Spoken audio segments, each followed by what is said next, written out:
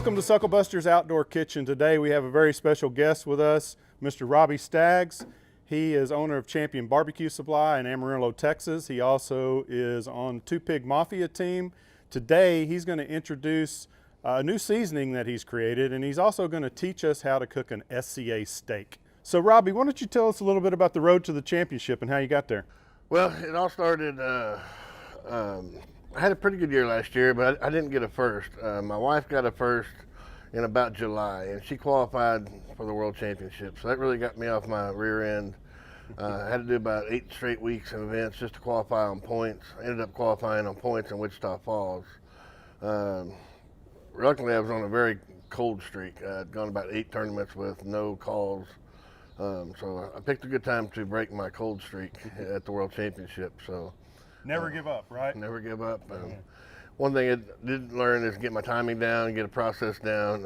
So doing it 8 straight weeks in a row, I really got my process down. I think that's really what propelled us to get our consistency enough to win a World Championship. Awesome. Well, I'll tell you what, how about you show us how to cook one of those SCA steaks? So the first thing when you get to an SCA steak, after the cook's meeting, is picking out a steak. What you're going to run across is a table probably as big as this whole bar full of steaks.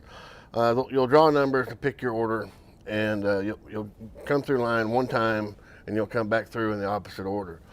But as you're walking by with these 50 steaks, what we're looking for is really this spinalis meat. So whether you're at the supermarket or you're at an SCA table picking out a steak, what we're really looking for is this soft, well-marbled meat right here. So in this particular example, this is like a little mini table we've got here. This steak would be the least valuable on this table for judging or for your dinner table. This one probably be the most valuable. A lot of people in SCA call this a tri-heart. It's got all 3 muscles intact. This wraparound spinalis is also a good one. This one here is just a smaller version of this. Still got the 3 muscles, just not as big. These 2 aren't bad, but this would be definitely our throwaway. So we would be comfortable turning in all 5 of these except this one. So today we'll grab a tri-heart and we'll grab a wraparound spinalis, and we'll cook these 2 today. So next we're going to cut out some of this fat we don't want the judges to eat. We're just going to do just a light shaving, about as thin as we can. We still want as much of that meat. And when you're doing this, guys, use long, slow strokes. That way you don't really damage the meat and you don't have any pressure. So guys, when you get to here, we're going to take this last piece off right there. What we don't want to do is cut this piece right here, because this is connecting those 2 muscles. If not, it'll split on you. So the first thing we're going to do, we're going to tie this steak up. And the reason why we do that, when you grill these ribeyes, they're going to tend to expand. The fat's going to shrink, sometimes expand. It's going to do all kinds of different things. So we want to keep this thing stationary so we can get our grill marks the way we want them. So first thing, we're going to cut out a little bit of string. And then we're going to go around this steak.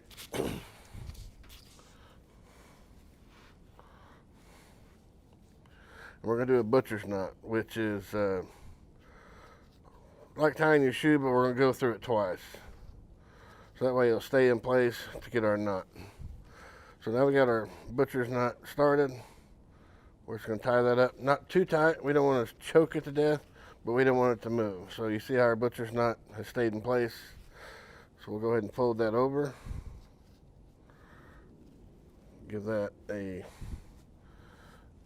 little tie. What I do is I leave about 2 inches on the string. That way, when I turn it in the box, it's still on there to remind me to take it off. A lot of people have been disqualified in SCA, including me. I've left my string on, and the last thing they tell you at the meeting is don't leave your string on your steak. So this is just a little reminder. We'll move on to seasoning now.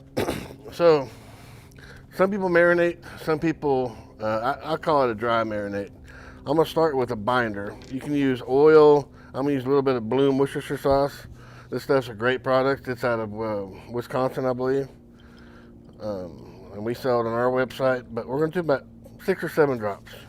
And we'll just pat that in, go around the side. So I'm not putting a whole lot on there, just enough to get the steak wet. And then we're gonna go with our seasoning here. We're gonna go pretty liberal. So we're gonna cover this thing pretty good. Just pat that in. And we'll hit that side just a little bit while it's still wet. We're gonna let this set for about 10 or 15 minutes. Let that thing sweat up. The salts and everything will draw the moisture up out of the steak, and that rub will kind of dissolve into the steak. So we've let this steak set for about 20 minutes, and you see the juices have come up. The steak looks wet. So now we're ready to season the other side. And we're gonna do the exact same thing on the other side. We're gonna put about 5 or 6 drops Worcestershire on there. We're gonna rub it in. And we're gonna literally cover that. Now we're gonna transfer it to a pan. Now I've got a chicken rack in here to keep the air going all around it. I don't want all my rub sitting here. See how most of that rub landed on the cutting board? I don't want it to sit there all day and all that bottom of the rub to be lost. So I'll put it on a chicken rack in a pan. We'll put some foil over it, and we're just gonna set it aside until we're ready to cook.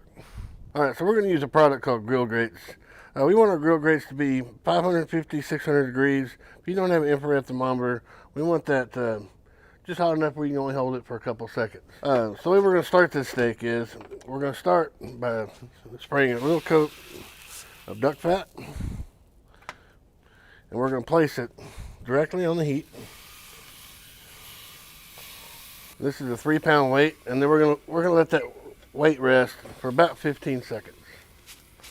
Some people do it the entire cook. I do it 15 seconds. I just want to set those grates, and then we're gonna close that lid. All right, so 15 seconds are up. We're gonna shut this lid.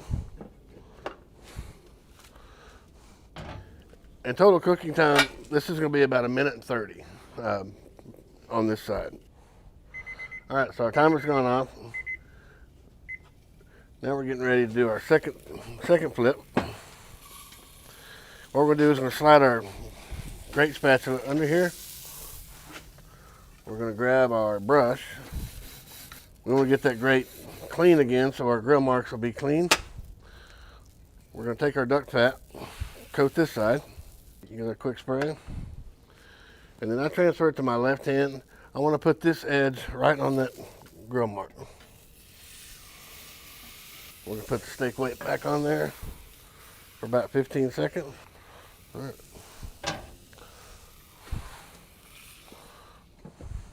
We're gonna let that cook for about another 1:15. All right.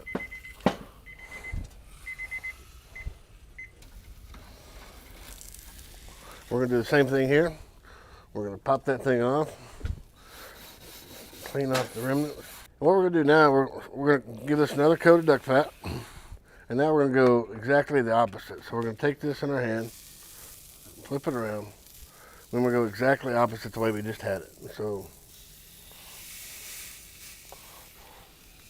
that's gonna give us that perfect crosshatch. We're gonna give that another about 15 seconds. Okay, 15 seconds up. We're gonna let that just cook. All right, so we're going on to our 4th flip here. And once again, we're gonna pop this thing up. The reason why we pop that up, we don't want to rip our grill marks. So if we pop it straight up, we have a better chance of keeping those grill marks intact. So now we're gonna do the exact same thing on this side. We're gonna put this on directly above that.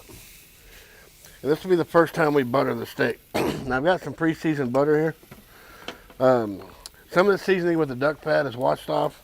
So I'm gonna take some of this pre-seasoned butter. I'm gonna take a little bit off the top. That's not where the fat settled at the bottom. We're just gonna give it a little dose. We're gonna give that just about 15 seconds. So we're gonna let that cook. So now we've got 2 sides to choose from. So we're still gonna give this a little pop up. Okay, so now we gotta make a decision. Which side looks better? So we got darker marks on this side, a little bit of char, and we have little lighter marks on this side. We'll decide here in just a little bit. So now what we're gonna do, we're gonna raise this steak up. This steak should be about 100 degrees. And what we're gonna do is take our thermometer, and we're gonna cook this thing slow. And we're right about 95 degrees. So what we're gonna do, We're gonna raise this up. We're done getting grill marks right now. So we're gonna raise this thing up slowly, and we're gonna start buttering it about every minute or two. So we're just gonna keep buttering that thing. And this is seasoned butter. I took our same seasoning we seasoned with, the 2 Pig Mafia seasoning, and we're just gonna coat it and keep coating it. We're gonna let this sit. We're probably gonna have this cook for about 2 minutes, and then we'll check on it. Let's see how we're doing. And where we temp this at is right in the middle of the steak, where we want the judges to cut. So we're gonna temp right in the middle. So we're getting real close. We're about getting close to 130 degrees. We're gonna give this a final butter.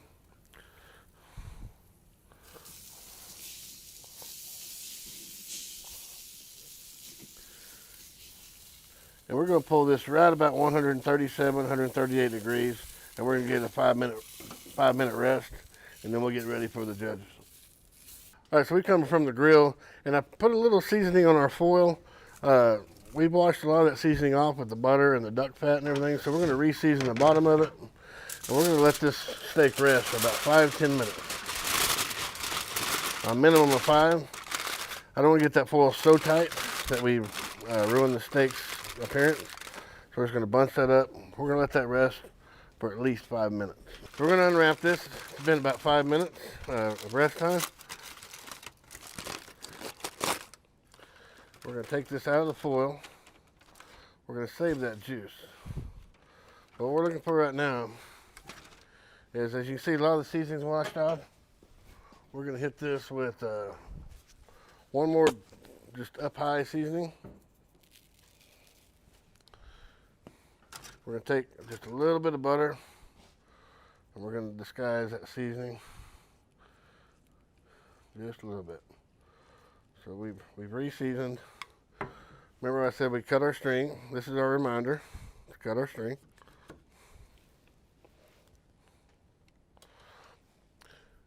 And now we're ready for the box. So we can see our spinalis here. And we want the judges to eat spinalis, so our cut is going to be right through here. So we're going to cut this way. We should be at a perfect medium. I hope you've learned everything you need to know to get your first SCA steak cooked. I hope for you guys that do it all the time, maybe picked up a point or two. I'd like to thank Dan from SuckleBusters for letting us use his backyard to do this. Also Grill Grates, PK for supplying the grill. Jealous Devil for supplying the charcoal. Feel free to go to Dan's website, order our 2 Pig Mafia rub, or you can go to championbarbecuesupply.com as well. But we're always in the store there in Amarillo, Texas to help you out, help all your cooking needs, and hope y'all enjoyed it. And since we're not actually turning into judges, we're about to get to eating. So y'all have a good evening.